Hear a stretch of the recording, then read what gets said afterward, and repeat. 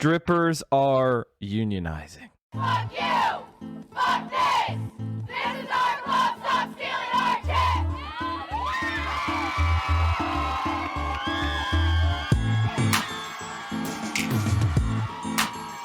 Union. I became a stripper because if the world is set up in this way that I am going to be exploited for my femme body, I want control over that. I want to exploit the system that seeks to exploit me. I think we'll be okay, If this is what we're Chad. given, I'll be scared the whole we need to turn that time, around but- and make it work for us. I'm gonna unionize. Everyone's like, are you serious? Are you kidding me? Strippers organizing, they want a union, what's next? The world is ending. And it's like, no, we're just like you. We're just people trying to work in a exploitative capitalist society. Oh, hell yeah, Chad. Oh, hell yeah. See what I'm talking about? Class consciousness. I can't think of better organizers.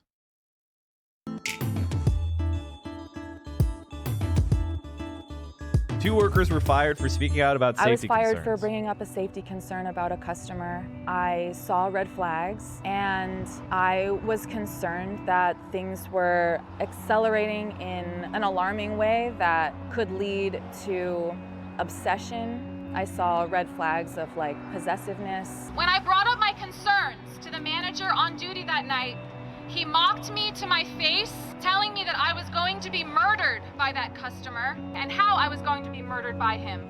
Probably shot, as the security guard predicted. Told me basically that it was my fault, that I must be doing something to lead him on. This is not an isolated kind of occurrence. This is like something that you deal with as a dancer. My real ask for Man, them I can that really, night I was really just to make sure that- identify with this safety concern because I have the same shit. You know, I have the same shit. I have psychotic freaks who are very weird, very ugly. I mean, spiritually. Who are obsessed with controlling or destroying or whatever. It's just like, ugh. They threaten you in person? Of course not. Of course not. None of them have the fucking balls to do something like that. But I really feel how many people don't take that seriously, you know? All of the customers were kicked out at the end of the night so that they weren't lingering, watching us get into our cars, watching us leave and go home, watching us count our money, watching us interact with our boss, all of these things that should be kept private. Selena was fired after me. I told management I didn't feel safe. After Selena was fired, that's when they addressed us as a group and said, you're not allowed to go straight to security. If you have any safety issues, you have to go through the management and we'll decide if we think it's a good enough reason to get security involved. If you're harassed or touched in a way that you don't like or recorded, you just have to endure it and do the policing and de-escalation yourself in the moment, and then maybe something retroactively will happen. We're an exploited workforce. Strip club owners view us as disposable, and they view us as whores, just like the rest of society generally. An owner like Steve or Jenny make it very clear that they don't see the value that we bring to the business, and they don't see us inherently as human beings deserving respect and safety. In Texas, a stripper named Abigail Saldana was murdered by her customer Stanley, who was obsessed and possessive of her, and shot her to death after following her out of the club where she worked at, Rick's Cabaret. The club managers told the police that Abigail had told them that she was concerned about this customer, and they did nothing. Really, this campaign was built on safety, and safety is the most unnuanced thing that I can think of for us to be fighting for.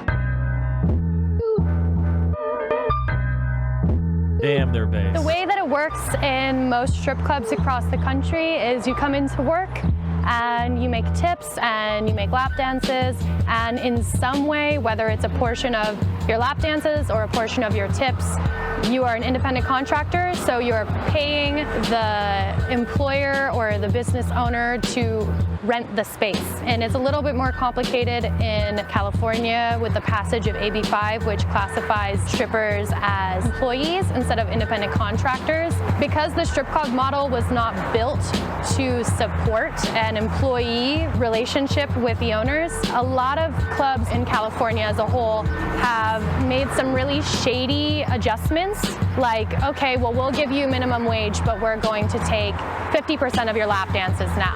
Or we'll give you minimum wage, but you have to pay a flat rate of $200 now to come in and work. So they're essentially compensating themselves for having to pay you minimum wage, and dancers actually end up making less money. One of the first things that Jenny made clear to me in my introductory session was that dances are really important because that's the only way we make money. And I'm thinking in my head, but you're also charging $10 for a beer. No, I am there and I am the strip club. And you wouldn't have a business without me. And you wouldn't be able to bring any customers into your bar and charge the kind of money you're charging without me.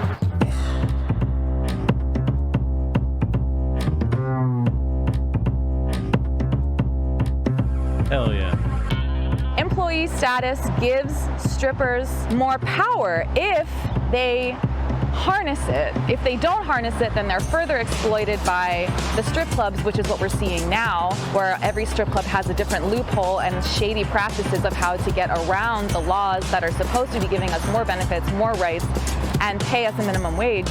But because no one yet has harnessed that power and done the ultimate thing that you can do when you're an employee, which is unionize, at that point, we can see some changes. Strippers united will never be divided! It has been 25 years, 9 months, 3 weeks, and 2 days since strippers have made the decision to unionize and fight for their safety at work. I was one of the strippers, that lusty lady. They're not considered independent contractors in California, which is what gave them the ability to unionize, which is why they're doing it. 1996.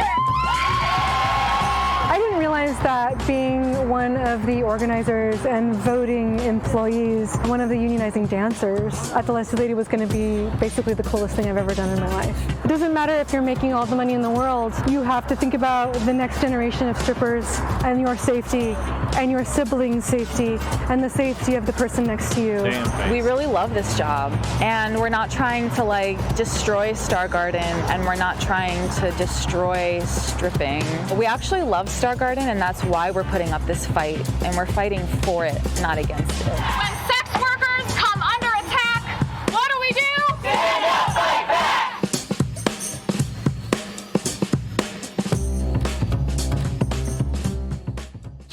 Hell yeah. Hell fucking yeah. That is based. We have another article. Let's show you this TikTok. Strippers at the Star Garden Strip Club in North Hollywood, Fucking hate California, TikTok. have been on strike for 3 weeks as of today, demanding safer working conditions. On Friday, March 18th, a majority of the dancers at Star Garden presented the club with a petition.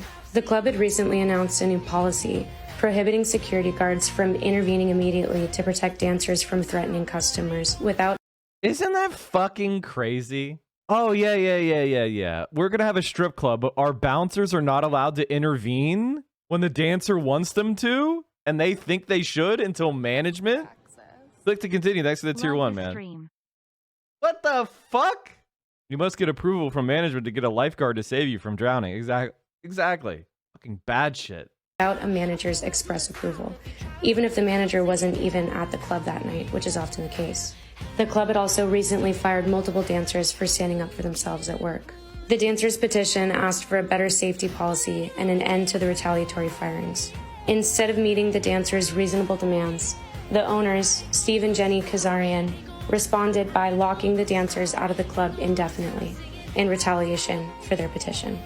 These dancers have been on the picket line ever since, talking to customers to try to convince them to take their business elsewhere.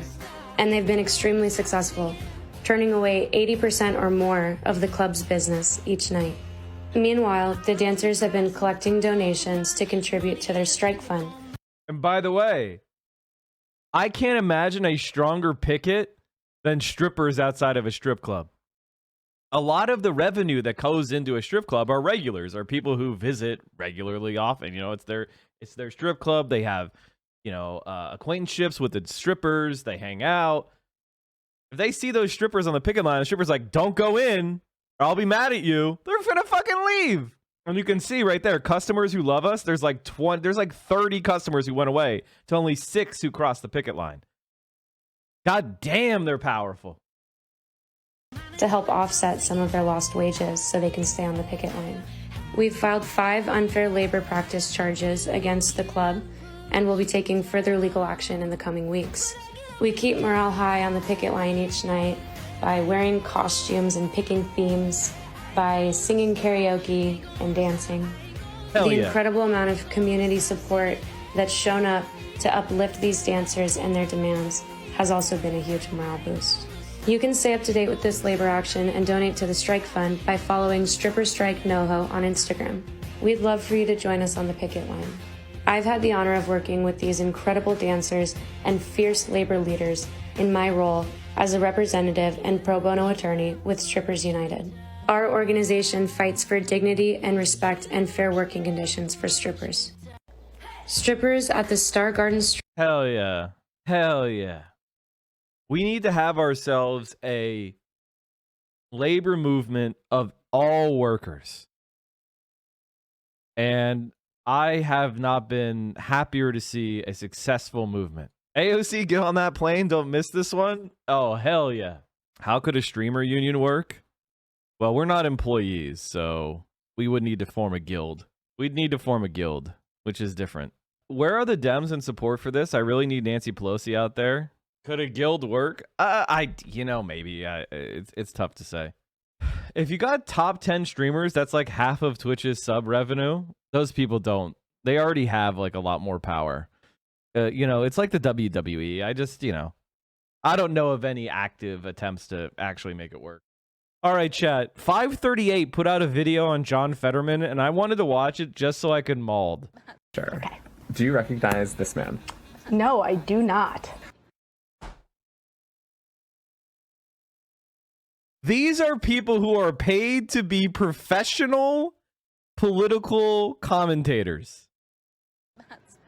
He's been the front runner and a major politician of Pennsylvania Democratic politics for like 6 years. How about this? Still no, but wow, he's very tall. This is John Fetterman. He's a Democrat, currently the Lieutenant Governor of Pennsylvania, and he's running for the U.S. Senate for the seat that Dr. Oz has been campaigning for. Oh. He's not your typical politician type, but what people are really talking about with him is that about 10 years ago, he chased an unarmed black jogger with his... What? That's what people are really talking about?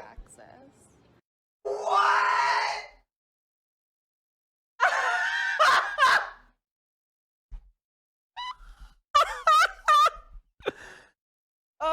I don't know who Fetterman is, but what people are talking about is how he chased an unarmed black man. Oh my god. His shotgun. Ew, yikes. And yet he's still crushing it in the polls. So I feel like we should find out more about him. Yeah, please. That's the thing? That is a non-story. Nobody's talking about that. They tried it so many times and it failed every time. But when they introduce him to a national audience, this is their one shot to introduce John Fetterman. And they know John Fetterman's already... People in Pennsylvania love John Fetterman. So John Fetterman transitioning from being a Pennsylvania politician to a national figure, this is their one shot to damage him. Because your first impression is the most important thing. So they go for the shot. They go for the low blow right off the bat.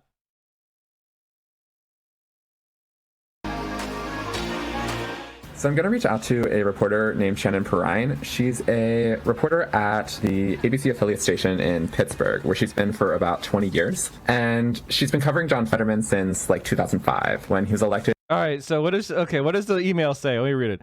I'm a producer at 538. I'm working on a new series about trending politics in the midterms. Would you be free to chat briefly later this week about John Fetterman and your insight as a local reporter as he becomes increasingly significant on the national stage? I fucking hate these libs.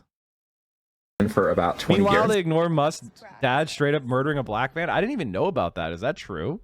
I hope they keep telling Republican Pennsylvanians that he chased an unarmed black man with a shotgun. That's just going to make him more popular among Republicans. I mean, it's just fucking... That guy endorsed him. All right? The guy he chased endorsed him. And... And she's been covering John Fetterman since like 2005 when he was elected mayor of a small nearby town called Braddock. So who is John Fetterman? What should we know about him? When did you first come into contact with him? Well, I think John Fetterman really made a big splash when he ran for mayor and won by one vote. Literally heads were turning. They were like, wait, what? He's the mayor? That guy over there. Fetterman is tall. In local news, he's sometimes compared with Paul Bunyan, though that doesn't really capture his tattoos or hoodies. What is the town of Braddock like? It is depressed. There are a lot of boarded up businesses along the main drag. There are lots of vacant properties. And at the very end, there is this enormous steel mill. But here's the other thing. Since John Fetterman has moved to town, I'm not saying he's responsible for all of these things, but there is kind of a cool hipster brewery called Brew Gentleman that I like to go to that, you know, nobody would ever think of putting that in Braddock or locating there. You know, there's the urban farm. There are other businesses that are starting to open, art centers and things like that. There are obvious changes. And so in other words, he's helped rejuvenated it with how cool he is. And of course, because she's a white lady who's a television reporter, she says the most gentrified fucking thing she can think of. I love it, though. I love it. Are signs of life. Fetterman served as mayor until 2019, when he became Pennsylvania Governor Tom Wolf's lieutenant governor. Watching him and reporting on him over the past few years, he has really championed one issue and made it his brand, and that's legalized recreational marijuana in Pennsylvania. Happy 420, everybody. This is a big part of his platform running for Senate, too. But it's going to be a tough campaign. For starters, other than, you know, climate justice, LGBTQIA rights, gun violence, the union way of life, second chances... I mean, do you want to go to his website? We'll check it out. Mike, have I been to Braddock? Yes. He prefers sheets over Wawa. He's also trying to flip a seat that's been red for most of the time since the 1960s. Finally, he has to deal with his own record. Specifically, this incident that WTAE reported in 2013. At a 3-minute video, you're going to try to go after the Braddock shit? Come on, man. Wow, that's incredible. At 538 really is the worst of the worst, isn't it? New at 6 tonight, the mayor of Braddock admits to pulling a shotgun after chasing a man he suspected of firing a gun near his home. And it turns out that man was just an innocent jogger. Recently, the jogger told the Philadelphia Inquirer that Fetterman lied about the incident, but also said that Fetterman's done good work and hopes he'll become a senator. He was never charged or anything with a crime. And, you know, that's definitely raising some eyebrows now. It hasn't been something that, in my memory, was talked about very frequently here until this particular election. I'm interested in what other people think about how he reconciles that. Thank you so much. Bye, Michael. Has Fetterman ever apologized for chasing the jogger? No, he's never actually given any sort of This is literally just the jogger shit? How did John Fetterman become a Democratic favorite in Pennsylvania? How? And it's just the jogger shit. How is this the title? Shouldn't it be John Fetterman has a bad incident in his past? Like, if you wanted to talk about it, which is fine, I don't have a problem with people talking about this. But if you're, how did John Fetterman become a Democratic favorite in Pennsylvania was the name of the video, and you just spoke about this jogger incident over and over again. I guess that's how he became popular.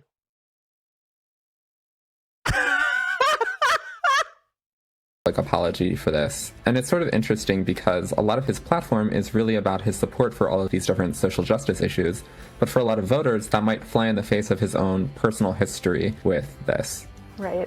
Yeah, it'll be interesting to see what Democratic voters do at the ballot box during the primary on May 17th. So this was, by the way, obviously an attempt to try to give Connor Lamb a boost, and it failed terrible. The jogger endorsed him. So this is how you know John Fetterman is mind-shatteringly popular, chat. Go into any comment section, even on YouTube. The jogger endorsed him. I don't see how this is a story. Wow, what a horrible, superficial look at a candidate.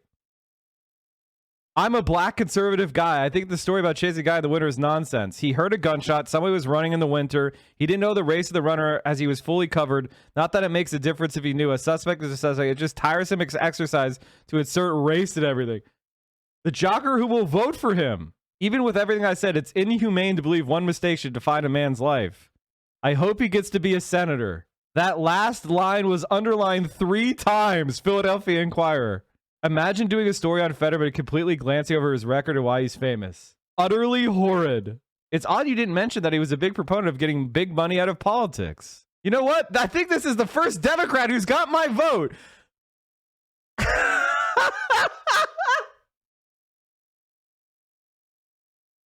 I feel like they leave out the, you know, why is he the front runner? Damn, dude. 538 really is just lib trash, isn't it?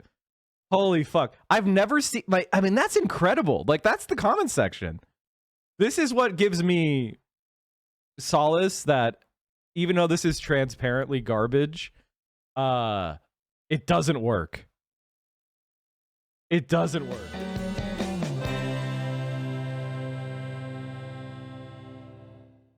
You have an obligation to like, comment, and subscribe.